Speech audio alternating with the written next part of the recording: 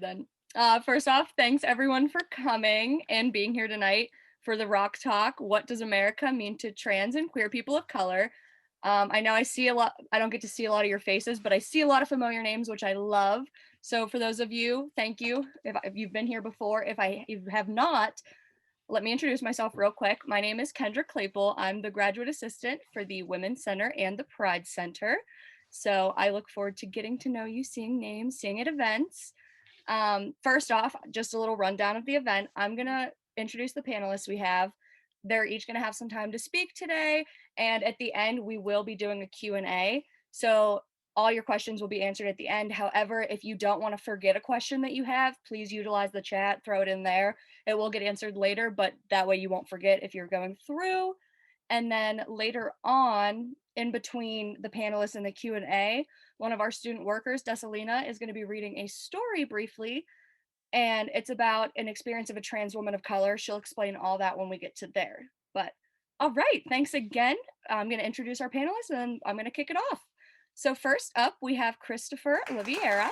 So Christopher is a proud alumnus of Slippery Rock. He actually graduated in 2015.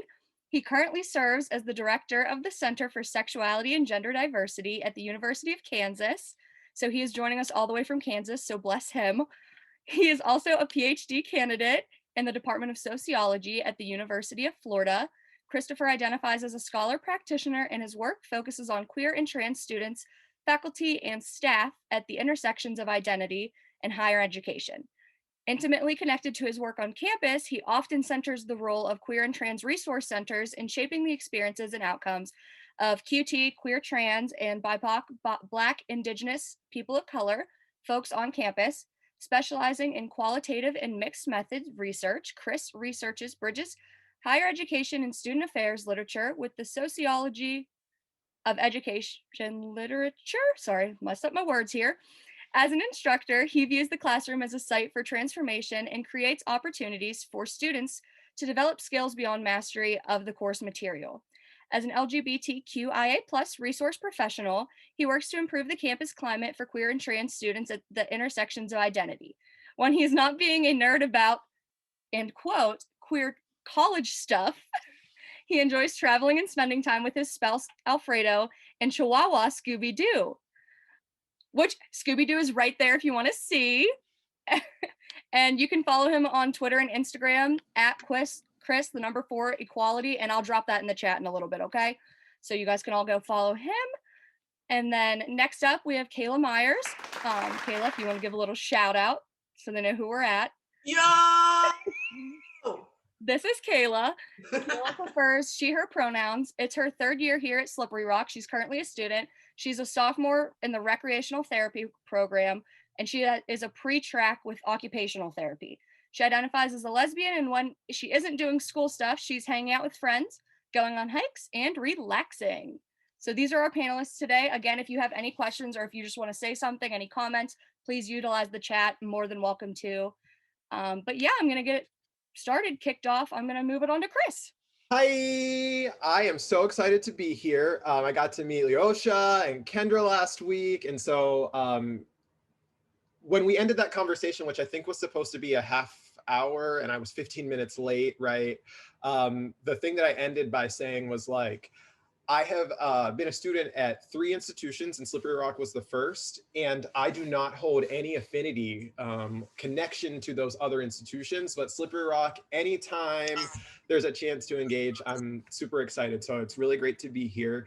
So Kendra said all of the boring stuff that I already do, but basically the short of it is that I've been talking about being gay and Black and queer for 11 years, and it really started at Slippery Rock. So I started as a music ed major, and I was like, this isn't gonna work. So I kind of like played around for a couple of years, but I really invested all of my time in Rock Out. And so for my Rock Out people, I got this out of the drawer for you all. I have another one, but I went with this one.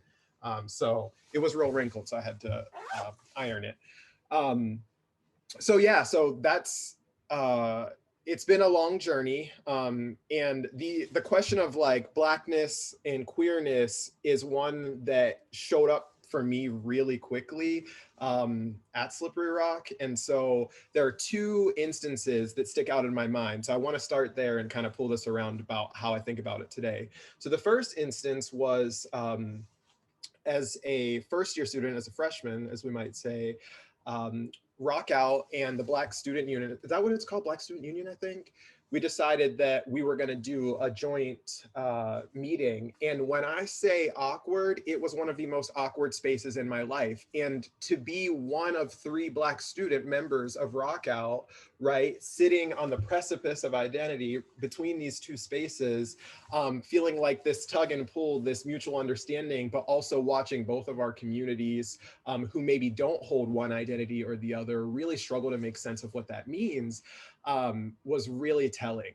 And so there are often these spaces where you had to kind of pick and choose which community you wanted to show up in because it just didn't always mesh well. But I think that also lended itself to a lot of stereotypes about communities, some of which are true, and I think that we can be more attentive to. The second instance I shared with Leosha and Kendra last week was at graduation season, right? We do lavender graduation. I think SRU calls it a night out, right? So it's when you do your celebration, you walk, you get a stole or a rainbow tassel or whatever that is. And so graduation season's coming around, and a employee in Office of Multicultural Affairs had reached out and was coming around and came to the Pride Center and was like, Chris, so-and-so wants to know if you want the Kente stole or if you want the rainbow stole. And I was like, both actually, if that would be okay, right? Like these are two communities that I've been really involved in. And I looked at the little magazine and you can get it with both sides. And so can you go back and ask so-and-so, right? Names unnamed, if it would be okay to do it that way. And the response that I got was no. And so having to have that moment of picking and choosing community. And so I reflect on that as I do my work now. And I reflect on that when asked, how do I view and experience Black and queer community? For me, I don't actually think that America can do that. I think that Black and queer community has always done what it has to do, and that's make communities for ourselves. And so that's exactly what it looked like at Slippery Rock, and that's for me exactly what it looks like today. For me, that looks like leaning into our somewhat smaller communities and actually exacting and making change that we see necessary, but also hopefully taking some necessary actions to correct some of those things. So for example, one of the research projects I do was looking at what's the experience of basically LGBT Resource Center directors working in these spaces who are also Black. And what we find is that there aren't institutionalized spaces where you can go and find Black and queer community, right? Like there is not right now at Slippery Rock or at the school that I work at, a Cutie Pock community. You have to basically informally start your little group meet people randomly through meetings and groups that aren't intended for those spaces, and then hopefully set that up for yourself. But what I want to see folks pushing for is actually advocating to create those space, pushing to have more conversations and dialogues like this one, right? Where we can talk about what might those experiences look like. I think for me, a little bit of that failure is part of the reason why we still see violence against especially trans women of color, especially Black trans women, right? Our inability to make sense of and talk about what those experiences look like certainly lends itself to perpetuating the types of violence we see. And I think when we don't have those conversations, we are just as complicit in the violence that happens against bodies as those who are actually exacting the violence against bodies. So I think those are most of the things that I wanted to say to start. Oh, the last thing is I mentioned earlier that when we talk about there's these stereotypes that the Black community is necessarily homophobic, that the Black community is necessarily transphobic, right? We don't talk about the queer and trans community that way, which we can presumably assume when we're saying that we're talking about white people, right? We don't say it that way, but I think there's an element of truth in there, right? That if we're talking about the queer and trans community and we're referring to white folks, we can also make the same type of stereotype or critique that then the queer and trans community is inherently racist.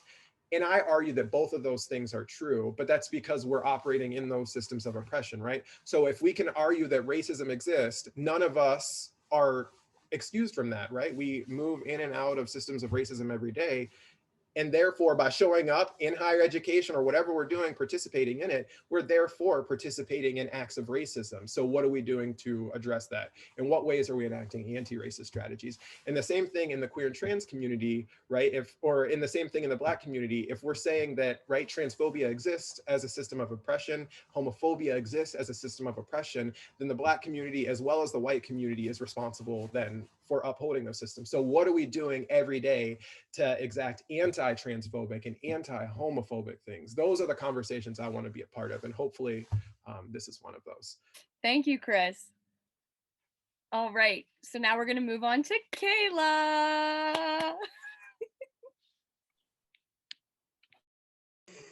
I couldn't even unmute myself. My hands are so sweaty. I was like, okay, I'm sorry. Okay, so I wrote down, I know what you're here to learn about. You're here to see what being in America is like through my eyes, to see what it is like for an African-American woman who is also part of the LGBT community. For those of you who know me, you know I'm a pretty positive person. I like to see the good in people before I see anything else. But not only am I going to talk about the bad I've experienced, I'm going to talk about the good. Some fit in both categories. Like, for instance, my hair. It's a long and tedious process. Sometimes it's even painful. I have memories of my mom doing my hair and pulling every which way for like hours. And whenever I got older, I started doing box braids, and that takes up so much time. It takes up 8 to 10 hours to do, like in a day. And I'm sitting there and like my mom is like braiding, and I'm over here like it takes literally forever.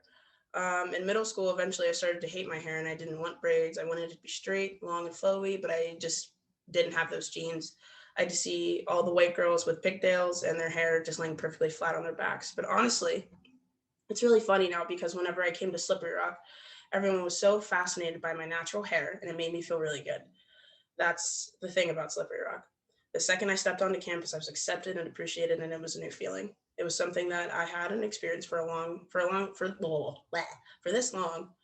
Everyone here just opened me up with open arms. So don't get me wrong. The reason we're here today is because there's still a lot of work to do. As much as I feel accepted and supported by my SRU community, it's not always sunshine and rainbows. Racism still exists, even when people don't want to talk about it. We're all aware of all the hate speech and vandalism and other events that have forced our little community to come together as one and fight those demons. So after hearing all that, I still have to answer the question what America means to me. America's a fighter. I think in the past year with the protests and everything that's happened, we don't just sit there and let justice slip through our hands. Like George Floyd, like whenever that happened, it's like everybody did like a 180 and just everyone came together and just was like, it was just really nice. It was really nice to see people supporting Black lives, you know. It makes me happy. Living in Pittsburgh, I got to see the protest this past year firsthand, and it was so cool. It was amazing. There was just streets were blocked, and like there was like cars couldn't even get through, and it was just like, it's just the fact that people have that much power to like stop traffic and even close down a road, you know, like that's just like, because like that's important. Like Black Lives Matter, it's important. And the fact that people are willing to like go through hell and back for that is amazing. It felt like I wasn't alone, like I had supporters everywhere. To know that it was happening elsewhere was such a surreal feeling. And for that, America's a fighter. America is unfair. The pay gap between men and women is astonishingly out of control. The way I get looked at for holding hands with my girlfriend in the store still hurts. The way I still get looked at for coming into stores solely because of my skin color. I ask myself questions like, why am I getting stared at? Why do these people I barely know get to judge me and form an opinion on someone that they don't know? Why am I so affected by what they say? America is unfair. America is love. My first pride. I felt nothing but euphoria the first 3 days. Okay, listen, I'm not even gonna read the Pride part. Well, I'm just gonna tell you firsthand. Pride was lit. I had a good ass time. It was amazing. What else did I write? Oh, I went to a concert with my girlfriend, and we got these, like, it was so funny. We got these wristbands that said under 21, and the band that was playing was what was playing? Walk the Moon.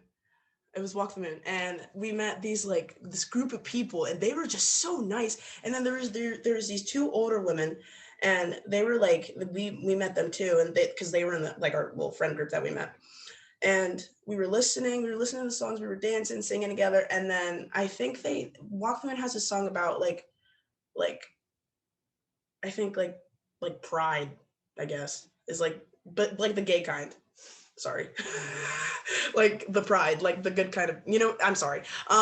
But uh but whenever like that song was like playing, like these women, they were like, guys, this is for you. This is your song. Like, get hype, get hype, get hype. And that just made me realize like why I like call America my home, why I call this place my home.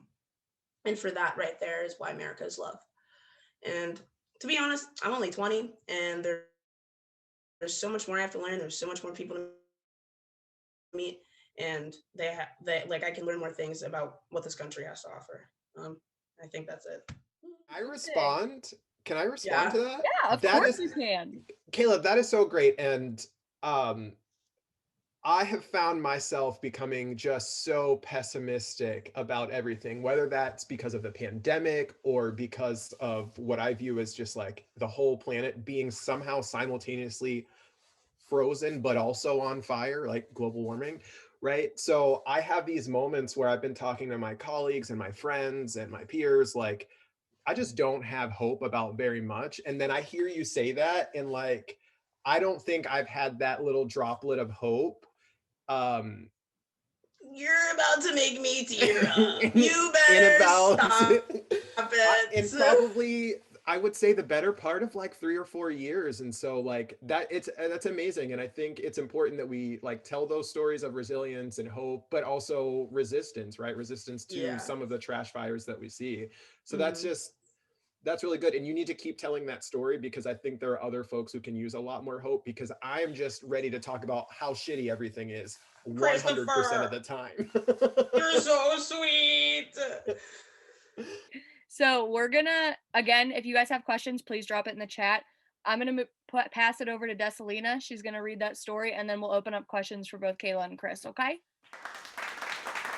Hi everyone, my name is Desalina, and I am a student worker at the Women's Center and the Pride Center.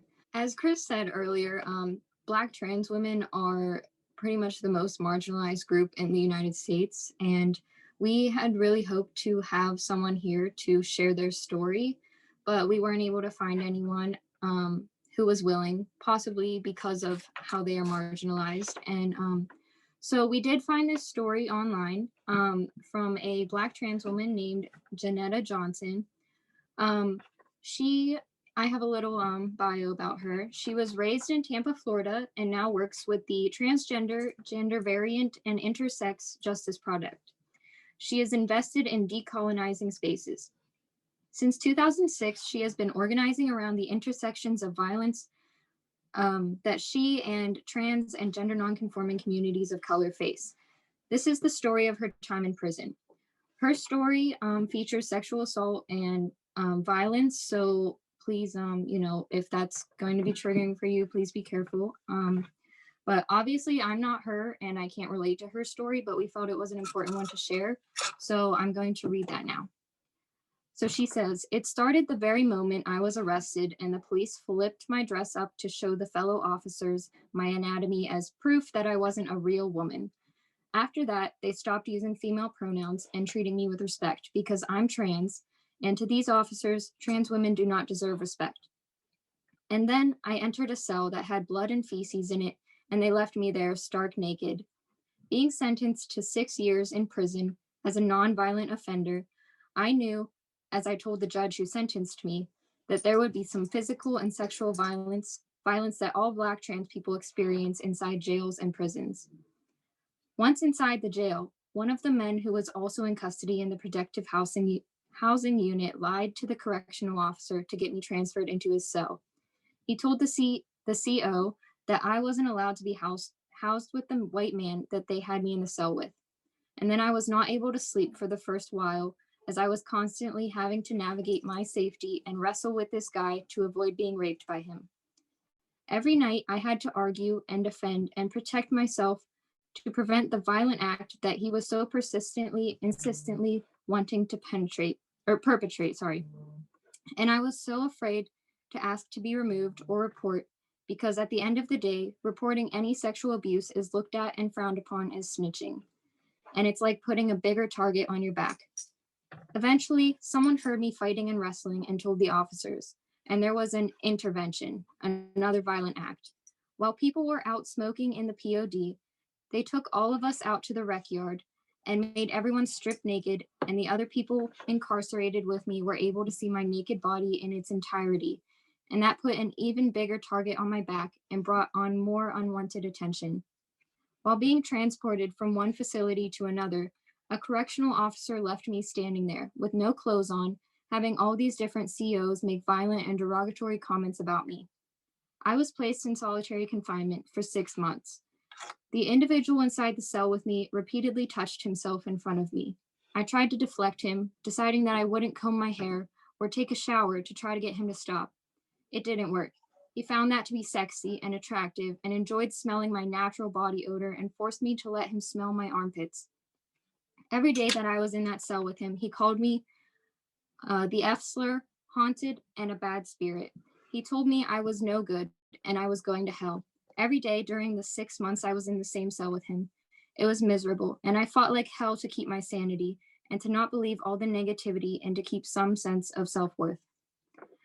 So that's her story, and I feel like it's a very important one to hear, especially with the talk going around right now about the prison system and how messed up it is. And again, with trans women of color, specifically Black trans women, being so targeted in our country. So thanks for listening. Thank you. Okay, now I'm going to open the chat. If anyone has any questions for any of the speakers today, please go ahead and drop it. Ask me questions, guys. I like to talk. It's kind of fun. I also want to hear experiences like from you all, like what from your own lens, what might that like what has the experience been like, or what do you know experiences about QT BIPOC folks in Slippery Rock, or ways that maybe we can do better work? Oh, Christopher. Brendan asked, what was everyone's coming out experience? Like everyone in the room, or like us too? It's a good question, guys. Oh, okay. Brendan said, anyone. Okay, thank you, Brendan. So my coming out experience was pretty bad. This might be a little triggering to some. I'm not 100% sure. But like it's like verbal abuse and all that. So it was my fault for doing this. I came out on my mom's birthday. Bad idea. So I told her, I said, Mom, I think I like girls. And she goes, what? I said, yeah, I like girls. I don't like guys at all. And she was like, you don't like guys? And I was like, yeah, I actually, no, I'm bi. So I came out as bi first, actually. And my mom told me, she looked me right in my face with tears down her eyes. She said, this is the worst birthday I've ever had. And I was like, cool. So, but eventually, like over the years, like she just kind of like, cause like for a while she tried to change me. Like she tried to change like you can't change that. I can't. And she tried to change me for a little bit, but eventually over the years that she got better with it. So like, and like now, like the relationship that I'm in now, like she actually acknowledges like my significant other, Emma, as my girlfriend. She actually says girlfriend. She doesn't say, oh, your friend. Oh, your best friend. I'll be like, but then get this. Whenever I would ask for my best friends to sleep over, she'd be like, no, I know what you're doing. And I'd be like, what do you mean? Whenever I was younger. But like, I wasn't doing anything. That's it. Awesome. Great question. Anyone can keep asking questions. Chris, if you want to answer, you're welcome to. You don't have to share. Sure. So I don't know if there's still this thing like the Speakers Bureau. I was wondering if maybe Rock Talk is the thing now, but like we would do these panels where we would have to, that's a really funny word. We would tell these stories, we would tell folks our traumas or whatever. And I would always start by saying like, like a lot of people have really fucked up experiences. And mine, like comparatively speaking, was just fine. I remember being afraid to come out because like I was also a cheerleader in high school, but I was also a nerdy cheerleader, right? So I, before tryouts, I took books out of the library about cheerleading so that I could learn how to do it, which doesn't actually make sense. But I remember like my granny calling my mom and being like, you better watch him, he's going down the path of the devil, right? So I had like these moments of being like, oh shit, like I know what's coming and it's not going to be good. And then it was just fine. And my granny is certainly like, oh, I've been married for 6 years or 5 years, my granny will still be like, oh, how's your friend? Cool, fine. But my parents, for the most part, everything was pretty good. The weirdest thing that happened was I was in a really long-term relationship when I started at SRU, and my parents were driving me up to well, I was in the car with my mom. This was like move-in day, and I had not told my dad yet, but he knew my boyfriend at the time. And my boyfriend had just gone through a whole lot of trauma because he came out to his dad and he was white, and his dad didn't talk to him for like 3 days after he came out. And one day, he was a year younger than me, he was getting up early or something for school, and his dad came in the room and was like, are you telling me that my son is an F word who likes sucking N dick? And I was like, oh. So I'm recounting this story to my mom, and I'm like, so I'm in the car with my mom. I had come out to my mom probably 5 years before this. I think it was 2007 that I came out to my mom. So this is like 2010, 2011. We're on the way to school, on the way to Slippery Rock, and I said, yeah, like I can't imagine like daddy acting this way, like if when I come out to him. And she's like, oh no, he was totally fine with it. I ended up telling him like 2 days after you told me. I was like, I thought we had an agreement, and for the last 4 years he's been acting like every girl I've hung out with is my girlfriend, right? So that was a whole thing. So overall the experience was okay, but it's been interesting the way that race has also shown up, for me and for some of my counterparts, especially, right? Like when you're dating outside of your race, even if folks don't say something, they have a thought, right? Whether it's that like double look, or in some cases like, people will actually say stuff. So yeah, it's interesting how this comes out though, and how this shows up for folks. And I think still, again, like having a positive experience, fine, but like for a lot of folks the trauma is still very real. Thank you both so much. We have a few questions in the chat. First, what is an experience for you that fully changed your view on how America sees queer people of color? Oh, that's an excellent question. We love to see it. Oh, from Bailey. Okay.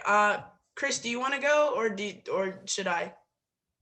Who, You me? can go first. Yeah. Okay. All right. Oh, I gotta think about this for a second.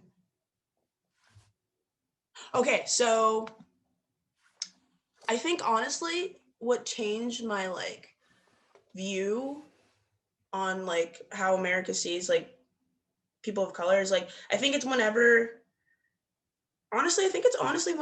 Pride happened, whenever I met those people, and like those white girls, like they were so nice, and they were so nice to Emma and I, and literally whenever that song came on, they were just hyping us up. They were like, oh, like you gotta dance, this song's for you, it's for you, it's for you. Like I was just like, man, I love it here, So I think that's whenever I realized. But then actually, oh, wait, it was that. And it was whenever the protests started becoming more protesty. And I was like, oh my God, like, okay, like come through America. That's it. Sorry. Okay. Go ahead, Chris. So I think there was this thing going around the internet in the last couple of days that said something to the effect of slavery is white people's history, overcoming it is black people's history. And so I was thinking when I saw that, what it reminded me of is like there is this joke about like Judy Garland didn't throw the first brick at Stonewall. Really, it was trans women of color who were fucking the police up, right? But the story that we hear is like middle class, like pretty wealthy white men who were just like having a martini at Stonewall, and we're like a little bit upset that the police like came and were like, hey, don't be gay, right? Like that's not the story at all. And so for me, where I come to understand like America's history with queer people of color is actually an attempt to erase that. But most of the gains that we've had are actually because of queer people of color. Awesome. Thank you. Okay, next up is from Alyssa. This isn't necessarily a question, but has anyone experienced judgment for being in an interracial relationship? Me and my partner, while together, get stares from people of all ages and races, especially older people. They give him and I such horrible scowls.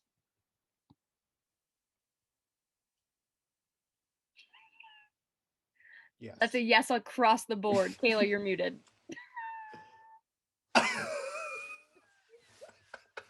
Oh, that is so crazy how I keep doing that. Oh man. Wow. Oh, okay. Rewind. Okay. Yeah, let me gather my thoughts real quick. Give me like 5 seconds to like look over this question. Okay.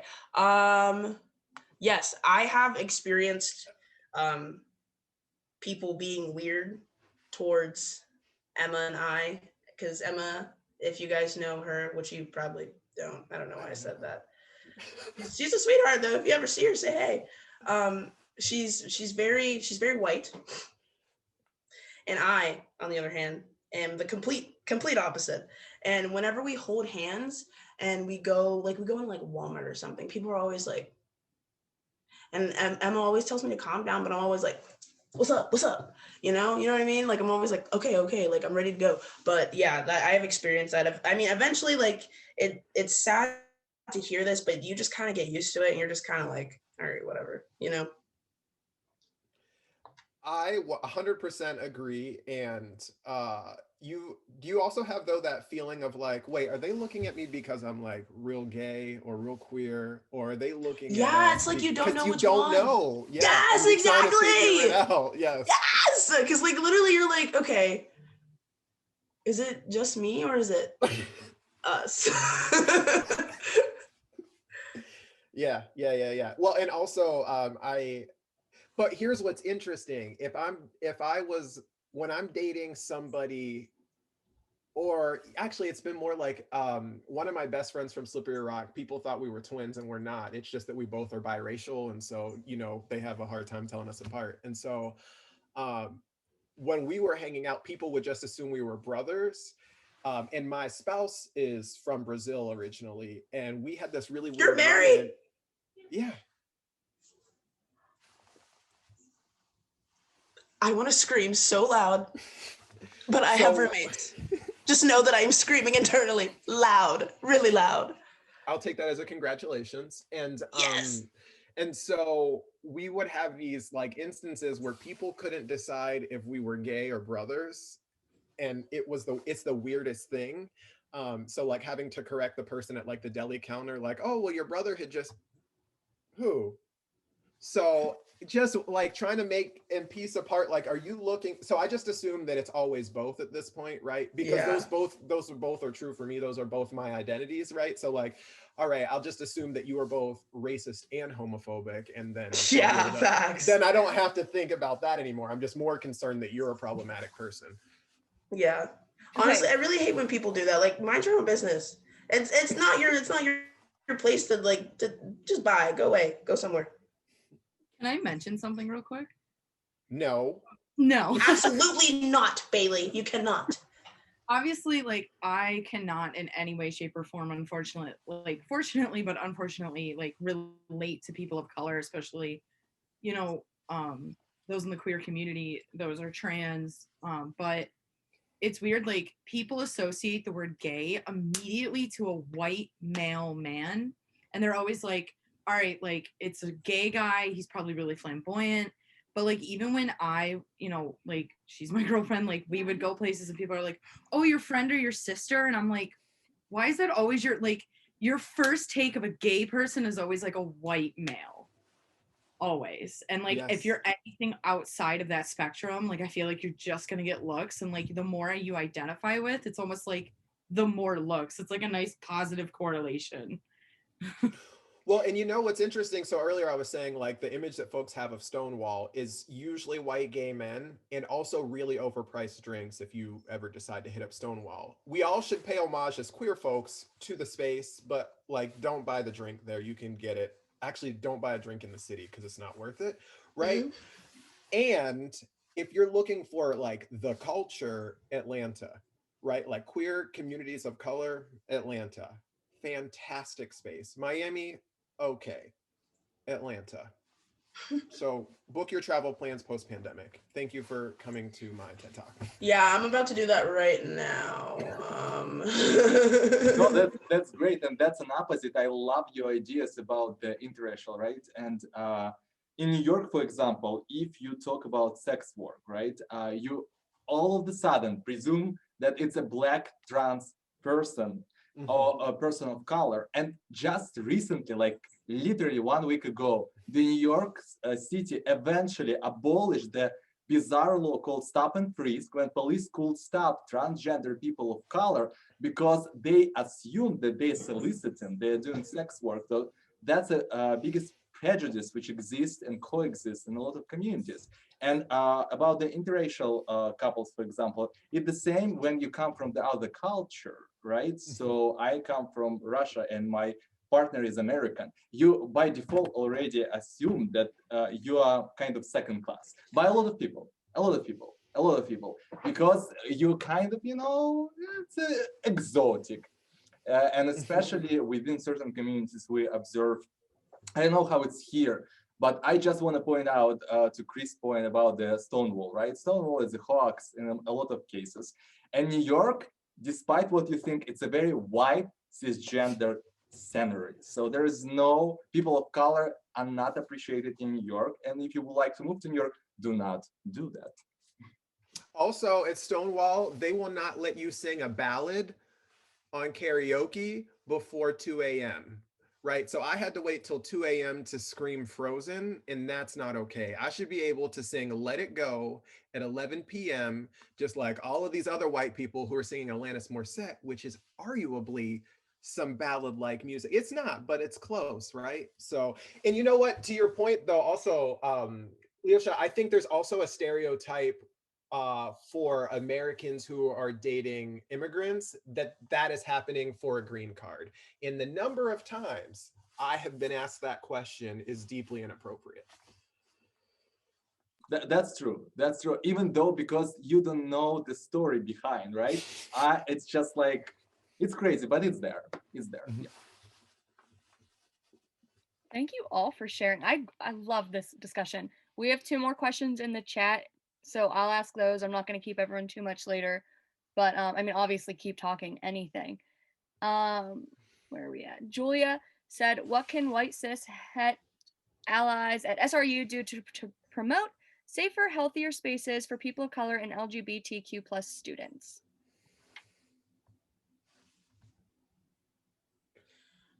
I'm gonna read the question again. Go right ahead. If my computer stops being, oh, okay, I'm going up. It's a very good question. So I can respond to it more institutionally. I don't want to speak for SRU as I'm not a formal community member anymore. But what I would say is the one thing that we see that higher ed does a lot with our spaces is underfunds them, right? So we know that not only are the centers underfunded, I know that when I was there, the Pride Center did not have a distinguished budget. It was part of the Women's Center, and the Women's Center director graciously gave of that. But it wasn't intended to be that way. So that's fucked up. And when we asked the administration, they were like, well, there's not really funding right now. Really? Because I just saw you fix up Vincent real nice. So anywho, right? So that's one way. So I would say like show up, pay attention, keep your ears open. We had issues where like students were experiencing violence and there were witnesses and the administration's kind of like, well, my hands are tied. There's not so much I can do, right? Because the victim doesn't come forward, there's not really an issue in this case, right? Who's going to come forward and claim like I've been gay bashed, right? It's a whole thing. So I would say show up, keep your ears open, but also I think like creating space for others, not being the loudest voice in the room all the time, right? Recognizing where your identities hold privilege, but also using that voice when you are using it to uplift others. I 110% agree with that, Chris. And also, I feel like what else they can do is I don't know, be friendly. I don't know, be nice. I just like, it's not like, I just don't understand. I can't fathom why people are just mean to each other. Like, I don't understand. Like, you just have, it takes 5 seconds just to be nice to someone. It's not that hard. And I feel like, especially whenever it comes to people of color and LGBTQ community, it's harder for us to get that, because like whenever people see us, like the first thing they see, oh, they're Black, you know, oh, I think she's gay or something like that. You know what I mean? Like, it's just let's be nice, man. It's not that hard. It's not, And also normalize talking about racism. 100%. Normalize it, bring it up whenever you can. I think a lot of us, me talking about racism, it's uncomfortable, but the more we do it, the more we're able to address it, right? Make yourselves uncomfortable, make other folks uncomfortable. The one thing that we know about when people are uncomfortable is they have to think about it. And so that means you're making people think about racism. Even if it's not in that moment, they're thinking about it. The same thing with other forms of oppression. 100%. As a person who is in the institutional part here, right? I will tell you that for me, being here for 1 year and being totally queer, like I'm older than all of you, I guess. So, but I will tell you, do not afraid to speak up, because because we hear N-word in the corridors of Slippery Rock, do not be complicit. Say something to those people who promote that. If you, among the friends, and you hear the F jokes or N jokes and racist jokes, do not keep it going. Tell something, stood up, because that's the only way how, as a community, we can address that. Because do not, and Chris, right, be uncomfortable. Sometimes we have to be uncomfortable and acknowledge that we, in certain ways, privileged. Do not be like those jerks in New York and Brighton Beach who say all lives matter, right? It's not a question, of course, but we are talking about persistent momentum of those oppressions to the certain category of people. So we need to be advocating and to engage others to be advocates. I'm going to throw something else out there. Faculty members on campus have a whole lot of power because they have that tenure wrapped around them as a nice, neat protection. And sometimes staff members don't say things, not because they don't believe what you're saying or not because they don't want to support. It's literally because of job security. If they say something, it could be viewed as out of line. So even though we know both Leosha and we know that Kendra are right in community allies across identities, within identities, and maybe perhaps hold some of our identities, there are some times where like saying something could be the thing that, I don't know, jeopardizes survival, right? But faculty can do that and students can do that more than anybody. We at Slippery Rock, we held the administration in meeting rooms for 4 or 5 days when some racist shit went down. And we told them if they didn't address it, we would call the news, right? And that had some sticking power, right? This idea that maybe we might strike for classes, that type of stuff. when bad things happen, you do have a lot of power. Hopefully you're not finding yourself in a situation where you have to do that. But one of my personal mentors was Roger Solano in business. Is he still there? Yeah. So, and I don't know y'all's relationship with Dr. Solano, but he was a personal mentor to me. And he was the first person to say, like, as a student leader, you have more power than anybody on this campus. And if you want to make some waves, you can make them crash, right? So do those things when you recognize problematic things, pull together, right? Don't stay siloed, call the shit out. Thank you all so much. The last question we have is for you, Kayla. Oh no. It's not bad, I promise. Okay, Kayla, okay. It was I very trust nice you. to share your story, extremely insightful. What motivates you to push forward despite the challenges you have faced in your life? God. What? And Chris, this could also be a question for you. What inspires you? What motivates you? Can you rephrase the question? I've asked that for every question. What motivates you to keep pushing forward, even though, like in the grocery store, how you said it's very frustrating and your girlfriend tells you to calm down. What motivates you to like move on? I think like what helps me like keep going is that like things are gonna get better, you know? And I never thought I would hear myself say that because of what I've been through. God knows what I've been through. It's just things get better. Like eventually like I feel like if we do the right things, if we teach people about racism, if we teach people about and like being inclusive and stuff like that, like I feel like if we really like bring those topics up, I feel like that it's a domino effect almost, you know? It's kind of like if this happens, if we talk to these people about racism and then eventually they have like a whole campaign about like, you know, ending racism or something like that, like I feel like it's just gonna get better. Like I'm trying to think of another example. Like when Trump left office, it got better. You know what I mean, man? Like that boy bounced and we said bye, and then Biden was like hi, and we were like hey. So, yeah, that's what. I'm so sorry, everyone. I'm not good at speeches. I don't like talk in front of groups of people. I just be, I guess. You should do it more often. You actually have a very natural talent for like. Oh my God, really? Dialogue. Okay, goodbye. My only way of answering that is I think that when we address these things, like history is our evidence that, to your point, Kayla, like things get better. Like we can point to times where the trash was a little bit bigger and on fire and somebody was pouring gasoline, right? Now the gasoline pour is a little bit lighter, right? Or sometimes maybe somebody just stops, like we've run out of gasoline, so now it's just burning, right? So I think there's evidence that suggests that things can and do get better. And I think the flip side of that is knowing that when we push up against these really trash systems, those systems are sometimes a lot stronger and they push back. But again, evidence shows us that the pushing was actually worth it, right? Because we saw the change.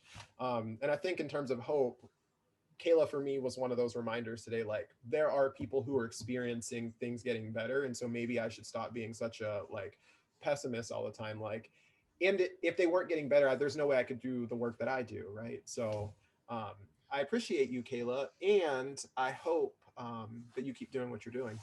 Not me crying in the club right now. Not again. I'm totally crying right now. That's so sweet, Christopher. And I just met you today.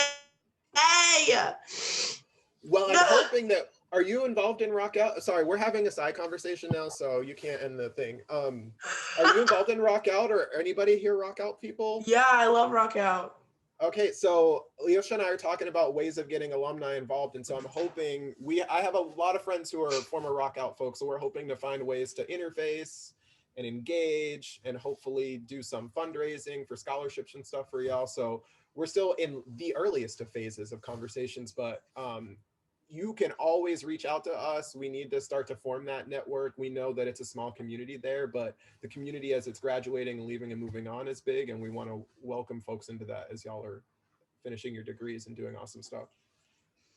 We should be like, we're like apostles almost, like spreading all this information. That's right. And But, bright like, sides, yeah. We're in Who's the sisterhood. Jesus? Like Lady Gaga? Would Lady Gaga be Jesus? Because she's like queen of the gays, I guess. Like, No, That's we both know it's Katy Perry. oh, it's totally Katy Perry. It's totally Katy It's for Perry. you, for us, it was Madonna in my age. So It's actually, even better. no, that's I- great. I love that. And Kendra already dropped that. I urge all of you to keep coming, to get involved, because we do a lot of stuff here. And as Chris and Kayla, I agree with Chris that you inspire us, because believe me, I'm old and I'm from Soviets, and I'm by default pessimistic. I was not born to be optimistic, and that motivates me. But I will urge you, because we are gonna have the great March, for example, right? So we are dedicating the whole March month. Call it transcending the binary. So we're gonna kind of focus on trans women in March, and it's gonna be a whole series of events. So if you want to get involved, because we are trying to provide some information, some education, some social context for you to be more involved in the communities, to be allies, even if you are not identified with either category. That's why, please, we have all open door policies, and we're hoping to have more conversation in April on religion, on immigration, because as little probably you know that we have a lot of immigrants on campus who works for you, who are faculty members, who are not only faculty members, and that's going to be a great conversation. So I just urge you to keep coming to us. Thank you all so much for coming. I appreciate it. If you have any other questions, anything else, like Lauren dropped in the chat, please follow the centers. As Losha said, we have a lot of good stuff coming up. Please follow along, and we look forward to seeing you all again. Thank you.